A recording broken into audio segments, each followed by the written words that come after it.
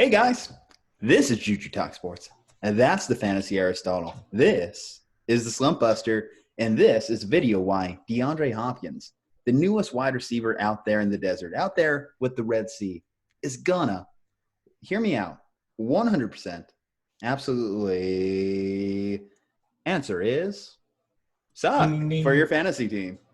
Now, guys, DeAndre Hopkins, I respect the man. I love the man. But the fact of the matter is, this guy is in a new situation. He is in a new home that he's never been in the NFL. And we've seen a lot of wide receivers struggle to acquaint themselves when they have a new quarterback throwing them the ball in non-COVID related seasons. So, Aris, tell me why DeAndre Hopkins is going to buck that trend at your wide receiver 5. All right. So, yes, he has a new quarterback throwing to him. But guess who also has a new quarterback throwing into him almost every single year? DeAndre Hopkins. This man has had Brock Osweiler, TJ Yates, Hoyer, I think maybe even Fitzpatrick, hell, Derek Carr or David Carr. I mean, this dude has had literally everybody imaginable throwing him the ball, and he still puts up wide receiver 1 numbers. Aris, I've seen a lot of slander on this show, a lot of slander on this series, but I will not have you speak ill of the great Brock Osweiler.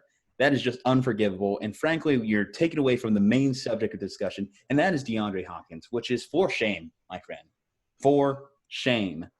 Sorry. But speaking back to DeAndre Hopkins, so his target volume in Houston was what some in the industry would call insane. He had 30% of the team's targets each of the last 3 seasons, which just basically means he's getting force-fed the ball. Well, you want to know something unique about the Cardinals situation last year with Kyler Murray and Cliff Kingsbury? The top receiver on their team only got 110 targets last year. So how is it that DeAndre Hopkins, with less target volume, is going to produce more? They don't necessarily have a number 1 in Arizona. They do now. DeAndre Hopkins is a true number 1. No disrespect to Larry Fitzgerald. He is on the back end of his career. He's even thought about retirement. Granted, he does have more tackles than dropped passes, but still, he's past his prime. So now they actually have a number 1 receiver who can demand targets, unlike they had last year. So he's going to continue to get volume because he is a true number 1 and doesn't necessarily have a number 2. Yes, Christian Kirk is still on the team. However, he's not developed like they had hoped.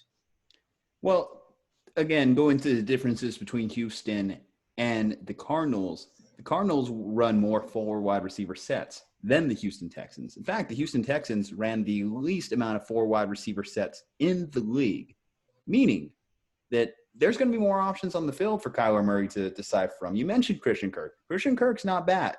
Larry Fitzgerald, you want to know where he's going to operate out of? Out of the slot, a position that DeAndre Hopkins himself used to really own over opposing defenders. So less slot work for DeAndre Hopkins. How is he going to maintain without having that workload added to his resume? Cliff Kingsbury runs a college-style offense in the pros. In college, you don't have a set wide receiver position on the field like most NFL teams do, where they have a true X and a true Y, which means a receiver will stay either on the right side or the left side of the offense. Cliff Kingsbury likes to mess people up, so he likes to have Larry Fitzgerald in the inside this play. Next play, he might be on the outside. So he is going to move around. So I don't see that being too big of an issue, him getting more outside work, because he's still going to be lining up in the slot.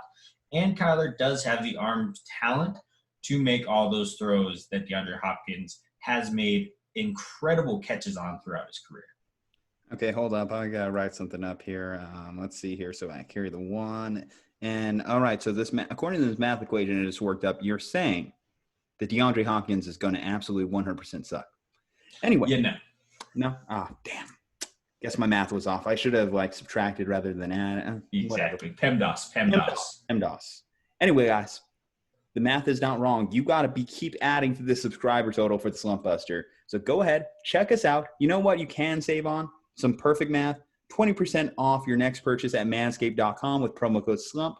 Go ahead and check them out as well. Otherwise, guys, stay safe, happy, and healthy, and we will see you on the next episode.